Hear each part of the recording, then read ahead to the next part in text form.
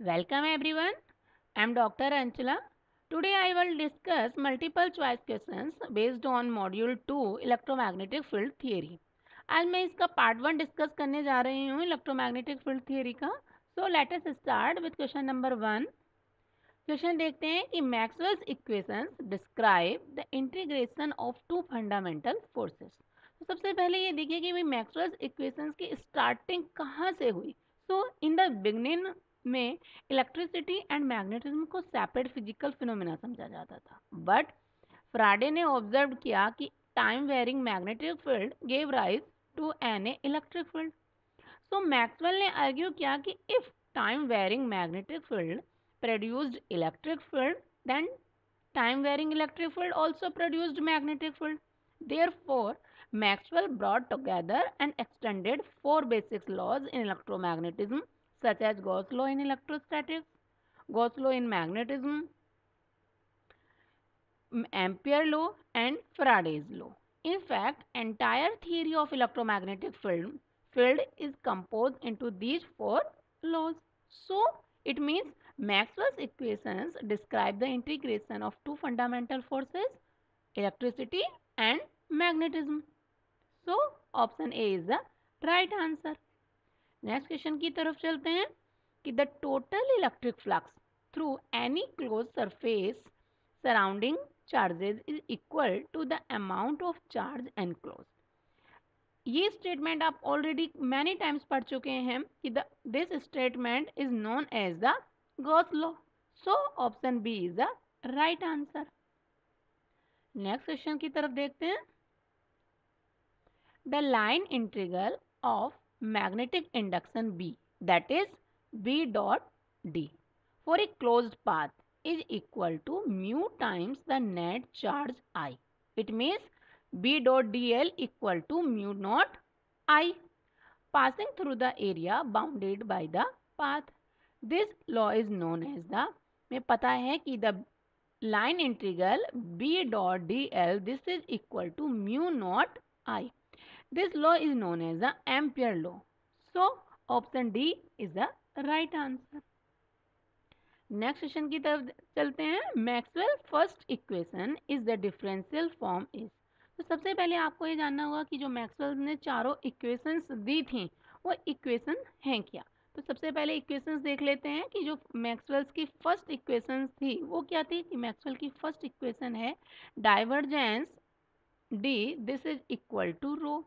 ये इक्वेशन किसकी फॉर्म में. Gauss law of electrostatics. Gauss law of electrostatics.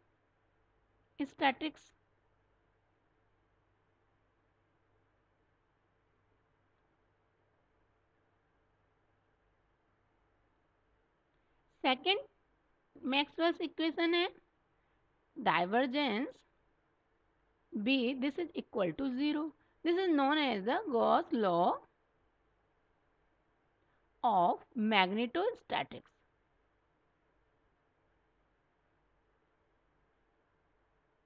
Okay, and third Maxwell's equation curl E, this is equal to minus k del B over del T, and this is known as the Faraday law of electromagnetic induction. Faraday's law in electromagnetic induction. And fourth Maxwell's equation J plus curl H, this is equal to curl H, this is equal to J plus del D over del T, and this is known as the modified Ampere law.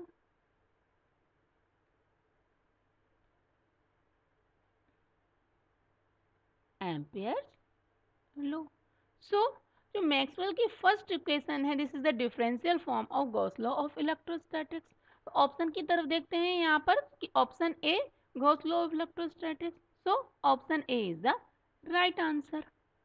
Next question की तरफ चलते हैं. Question number 5. Maxwell second equation is the differential form is. तो इससे पहले की slide में जैसे मैं आपके साथ डिस्कस कर चुकी हूँ कि मैक्सवेल सेकेंड इक्वेशन किसकी फॉर्म है? Gauss law of magnetostatics. So option की तरफ देखते हैं। Option A Gauss law of electrostatics, no, because Gauss law of electrostatics जो डिफरेंशियल फॉर्म होती है वो फर्स्ट मैक्सवेल्स इक्वेशन की होती है। Second Gauss law of magnetostatics, so this is the right answer. So Maxwell's second equation is the differential form of Gauss law of magnetostatics. So option B is the right answer. Question 6 देखते हैं। Maxwell third equation is the differential form is, so option Gauss law of electrostatics, no, this is not a right answer. Gauss law of magnetostatics, this is not a right answer because this is second equation, Faraday's law of electromagnetic induction. This is the right answer because the Maxwell third equation is the differential form of Faraday's law of electromagnetic induction. So option C is the right answer. Next question देखते हैं। Maxwell fourth equation is the differential form is. So जो Maxwell की fourth equation थी वो modified Ampere law थी. It means Maxwell fourth equation is the differential form is Ampere law. So option D is the right answer. Next question देखते हैं। Question number 8. Maxwell third equation in the differential form is written as. इससे पहले भी अभी मैं last slide में आपको बता चुकी हूँ कि curl E equal to minus के del B over del T. So option की तरफ देख लेते हैं। Curl E equal to del B over del T, curl E equal to minus del B over del T, and curl E equal to del H over del T, and curl E equal to del H over del T. So option B, curl E equal to minus k del B over del T. This is the third equation in differential form. So option B is the right answer. Next question देखते हैं। The following relation is true. Option A, del dot D equal to rho. Option B, del dot D equal to minus rho. Del dot B equal to rho and del dot B equal to minus rho. जैसे कि first equation में मैंने आपको बताया कि first equation होती है divergence D equal to rho. So option A is the Maxwell first equation. So option A is the right answer. And next question देखते हैं। According to Maxwell equation in free space del dot E equal to क्या होगा? देखिए, in case of free space current density rho is equal to 0। जैसे कि हमें पता है कि जो मैक्सवेल की फर्स्ट इक्वेशन है this is del dot D equal to rho. Rho क्या है? This is the current density. And in case of free space, in case of free space rho equal to 0। तो Maxwell's की equation क्या बन जाएगी in case of free space? Del dot D equal to 0। As we know that the displacement current density D equal to epsilon not E. So del dot epsilon not E this is equal to 0। So equation क्या बनी? Del dot E equal to 0। तो in case of free space del dot E equal to 0। So option B is the right answer. Next question की तरफ चलते हैं। Question number 11। The meaning of divergence B equal to 0। So देखिए, जो divergence B equal 0 है this is the Maxwell second equation, and Maxwell second equation this is the Gauss law of magnetostatics. According to this equation there is a no existence of an isolated magnetic monopole. ये equation अब हमें यही prove करती है। So option अगर हम देखते हैं तो उसके according option B is the right answer. Next question देखते हैं। Question number 12। In Maxwell's fourth equation curl H equal to J plus del D over del T. The second term, it means del D over del T, on the right hand side shows that the concept of first displacement current, conduction current, both displacement and conduction current, neither displacement current nor conduction current. जो first option है displacement current, basically जो concept था displacement current का वो सबसे पहले Maxwell ने ही produce किया था। मैक्सवेल पोस्टुलेटेड दैट कि it is not only the current, conduction current की बात हो रही है, not only the conduction current in a conductor that produces a magnetic field, but a changing electric field in a vacuum or in a dielectric also produces a magnetic field.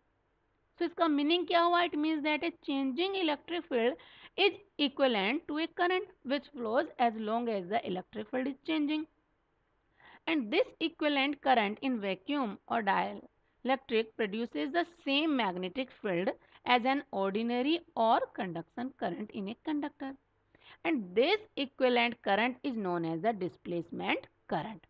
So जो Maxwell थे उन्होंने refine किया ampere law को कि refined that the current density in ampere magnetic circulator law is not J but J plus del D over del T, where del D over del T is known as the displacement current density. So option A is the right answer. Okay, next question की तरफ चलते हैं. Question number 13. Who observed that a time varying magnetic field gave rise to an electric field? तो सबसे पहले time varying magnetic field जो है electric field produce करता है, इसको सबसे पहले जो ऑब्जर्व किया था वो फ्राडे ने किया था. सो option A is the right answer. Next question देखते हैं. Question number 14. The law which states that variation of electric field cause magnetic field. तो इससे पहले की ही स्लाइड में अभी मैंने डिस्कस किया कि मैक्सवेल ने ये शो किया था या मैक्सवेल ने प्रूव किया था कि variation of electric field cause the magnetic field, and इस लॉ का जो नाम दिया गया this is known as a modified Ampere law. So यहाँ पर अगर हम ऑप्शन की बात देखें तो Faraday law no, Lenz law no, Biot Savart law not, this is not a right answer.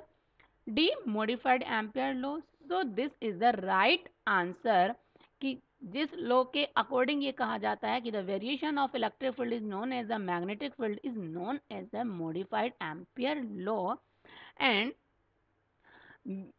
This is J plus del T over del T. So option D is the right answer. Next question की तरफ चलते हैं. Question number 15. The charge build up in a capacitor is due to. ये अभी हम पूरा discuss कर चुके हैं कि किसी भी कैपेसिटर में जो चार्ज बिल्डअप होते हैं वो किसकी वजह से हो रहे हैं? डिस्प्लेसमेंट करंट डेंसिटी की वजह से. So option B is the right answer. Next question की तरफ देखते हैं. Equation number 16. The equation of continuity is. देखिए दिस इज क्वेश्चन, ये जो क्वेश्चन है ये फॉर्मूला बेस्ड क्वेश्चन है. Option divergence J plus del rho over del T equal to 0. B option divergence J minus del rho over del T equal to 0. Divergence D equal rho and curl H equal to J. But the equation of continuity is known as the divergence J plus del rho over del T equal to 0. So option A is the right answer. Next question देखते हैं. Question number 17. The equation of continuity represents the conservation law of. So the law of conservation of charge states that total charge of any system remains conserved or constant, and the mathematical representation of this law of conservation of charge in differential form is known as the continuity equation. So किसकी बात की गई? Charge की. So in case of continuity, conservation law of charge. So option C is the right answer. Next question देखते हैं. Equation of continuity is. By the law, जैसे कि इससे पहले हमने देख लिया कि continuity represent the conservation law of charge, and by the law of conservation of charge I equal to minus k del q over del t. So the total current flowing out of volume must be equal to the rate of decrease of charge within the volume. So option A, this is the right answer. Okay, next question की तरफ चलते हैं. Question number 19. Displacement current arise due to static electric field? No, this is not a right answer. Positive charge? No. Negative charge? No. Time varying electric field? This is the main cause arise due to किसका cause होता है? Displacement current का. So option B is the right answer. Okay. The expression for displacement current density is, देखिए अभी हमने del D over del T को देखा कि del D over del T is known as a displacement current density. So J D this is equal to del D over del T and the relation D and E, D equal to epsilon not E. So J D displacement current density this is equal to epsilon not and D del E over del T. So option की तरफ देखिए, option A J D equal to epsilon not E, epsilon not del E over del T. So this is the right answer. So option A is the correct answer. Next question की तरफ चलते हैं. Question number 21. The displacement current density can be expressed as time rate of. तो अभी हमने देख लिया कि the displacement current density is the time rate of displacement current vector del D over del T. So option देखिए, option A magnetic induction del B over del T. No, this is not a right answer. Magnetic field strength del H over del T. No, this is not a right answer.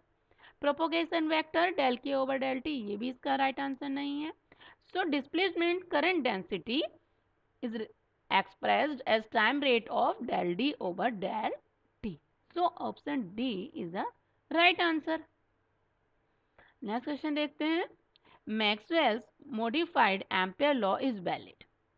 जो Maxwell's modified law था, देखिए, according to Maxwell modified law, del cross B equal to, this is del cross B equal to mu naught J plus del D over del T, where J is the conduction current density and del D over del T is the displacement current density. It means option अगर हम देखें तो A only when electric field does not change with time. So this is correct. Only when electric field varies with time. This is also correct in both of above situations. So option C is the right answer, because जो Maxwell's modified Ampere law है वो दोनों ही case में valid है. When electric field does not change with time and when electric field varies with time. So in both of situations Maxwell's modified Ampere law is valid. So option C is the right answer. Next question देखते हैं. Question number 23. In a material for which sigma equal to 5 siemens per meter and epsilon r, जिसको हम relative permittivity बोलते हैं, is equal to 1 and the electric field intensity E equal to 250 sin 10 to the power 10 t volt per meter. Find conduction and displacement current density. This is the numerical. So देखते हैं हम कि जो हमें पता है कि जो कंडक्शन करंट डेंसिटी होती है कि द कंडक्शन current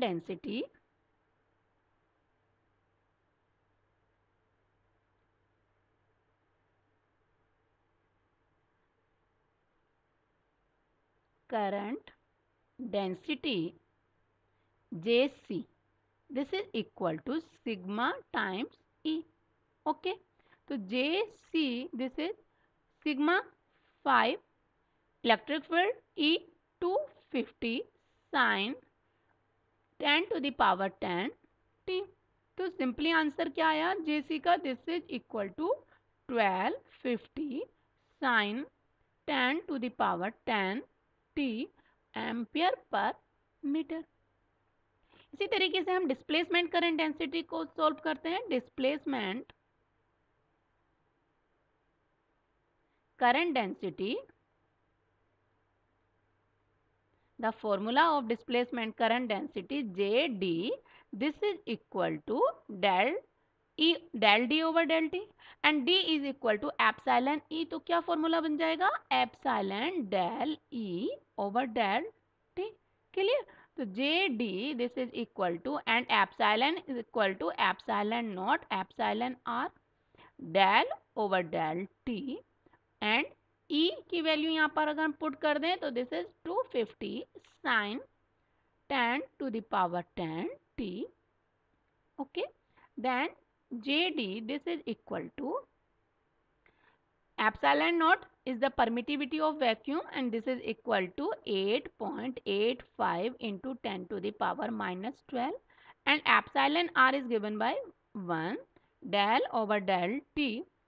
तो डिफ्रेंसिएशन अगर हम करें तो this is equal to 250 10 to the power 10 cos 10 to the power 10 t. So after the simplification, the value of JD 22.125 cos 10 to the power 10 t ampere per meter. So option A is the right answer.